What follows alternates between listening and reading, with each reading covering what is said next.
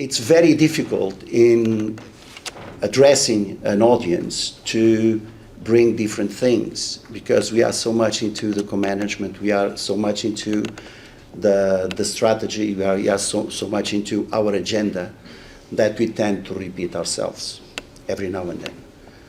That's why I made this exercise of trying to give room for Matthias, give room for Nina, even to Tobias, and try to bring a couple of ideas that don't commit the CDJ.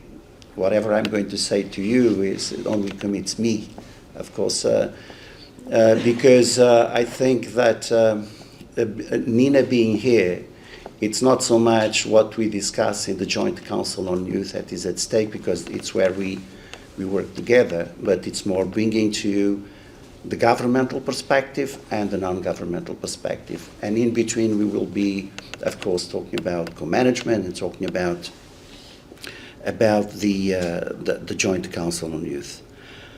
So thank you, Tobias, thank you, the partnership gang, if I can call them like this, for pushing up this symposium, which comes at a very interesting moment.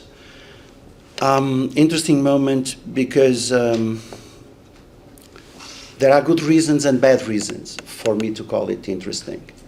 We already heard from Matthias about the floods in Central Europe, so lots of rain.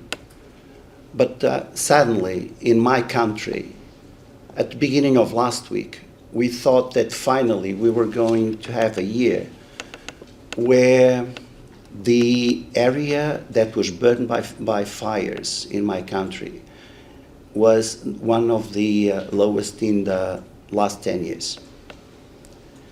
Then it took us only 1 week to bring us to the top of the chart again. So along last week, north center part of the country just bursted into flames, 9 people died. And when we see people dying, and in some cases people we know of, we heard about, things kind of turn personal, and we start looking into things in a different way. And apart from our professional duties, we become activists.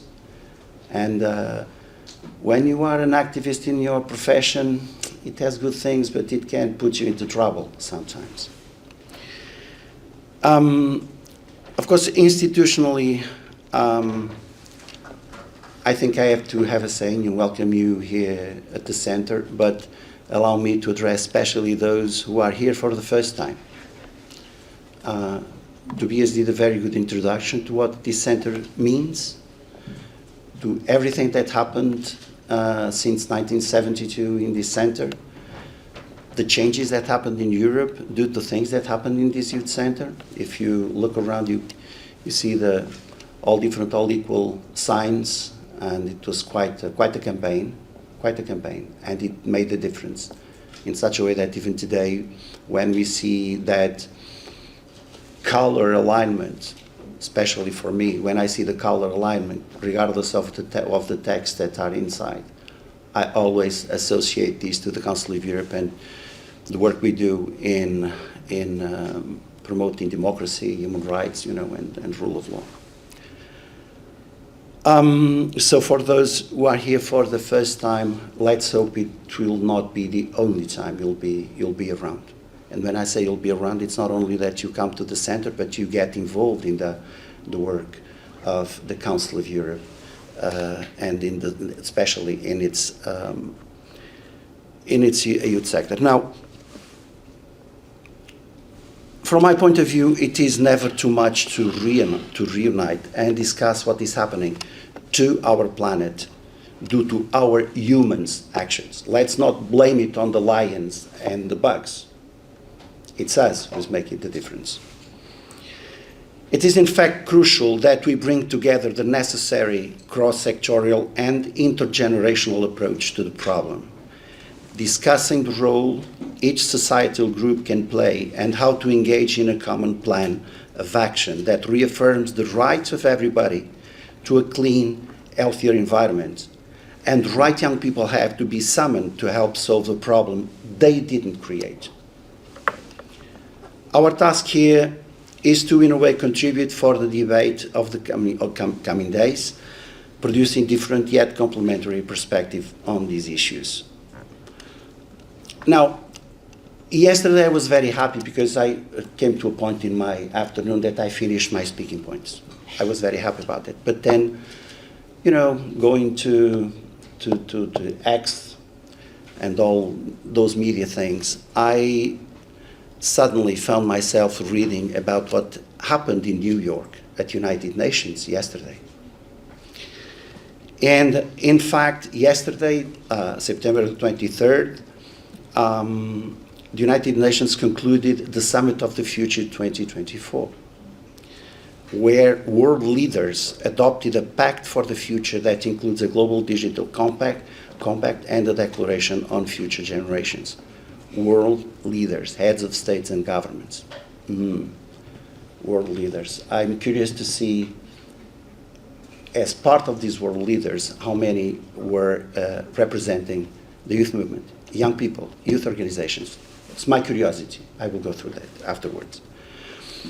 According to the official statement, and this is why I'm bringing this to this opening, the pact covers a broad range of themes including peace and security, sustainable development, climate change, digital cooperation, human rights, gender, youth and future generations, and the transformation of global governance.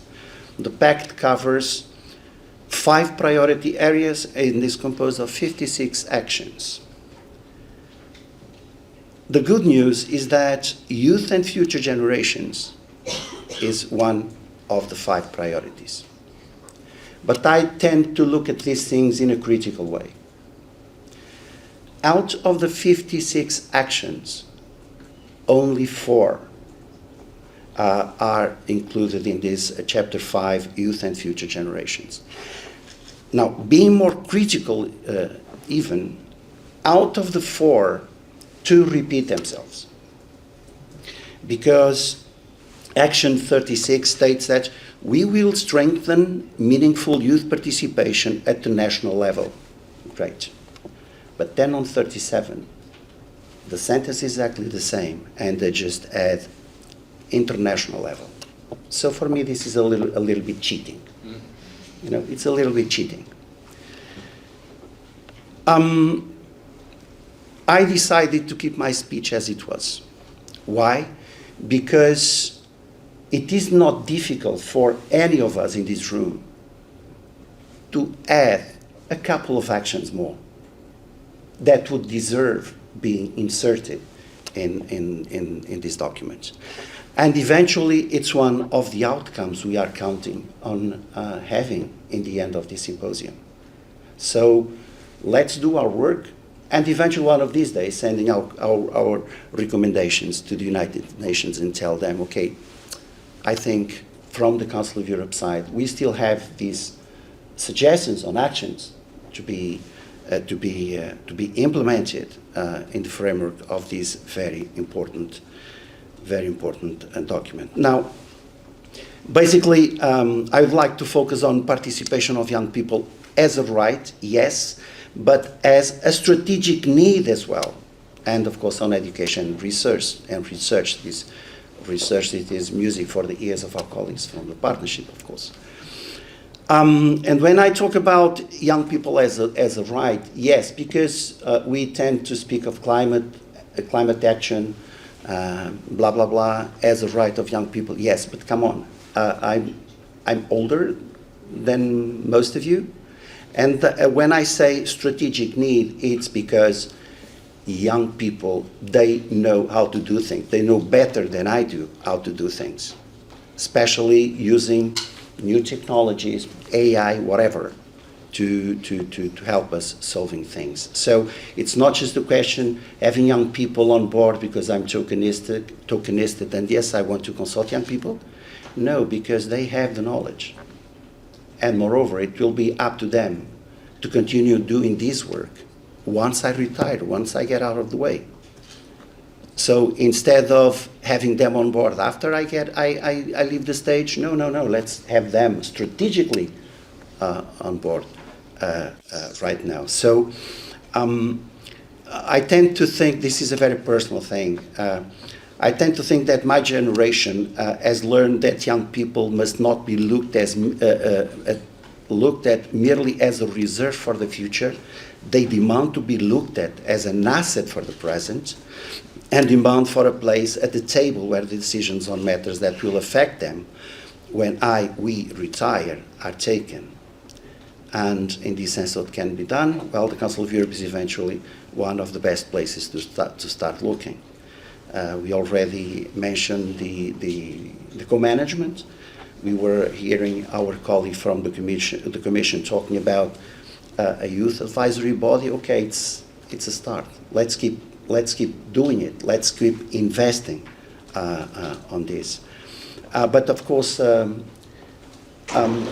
all these structures are not enough if they are not followed by providing transparency and accessibility to information producing and sharing activities. On one hand, information that is provided has to be clear, concise, and age appropriate, and then the other, consultations to citizens in general, for which a wide range of cheap and effective tools is nowadays available, have to be more frequent.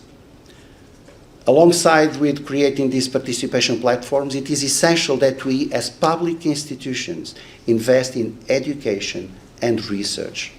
Governments must embed climate literacy and governance education into curricula, ensuring that young people are not only aware of the challenges, but equipped with the tools to actively engage with them. I could continue with this issue, but of course I will be here for the next couple of days, and I will be involved in the workshops, and I will find my way to exchange a few more ideas. But let me conclude that regardless of the number of times in the day we hear or read about climate change and the need to climate action, apparently it is not enough. We have to keep pushing and pushing, resiliently and patiently, hoping that one day, from decision makers to common people, for governments at all levels to civil society organizations, collectively and individually, from all levels of education and training systems to the research community, we once and for all take concrete and decisive steps to save the planet and ourselves. Thank you so much. Thank you.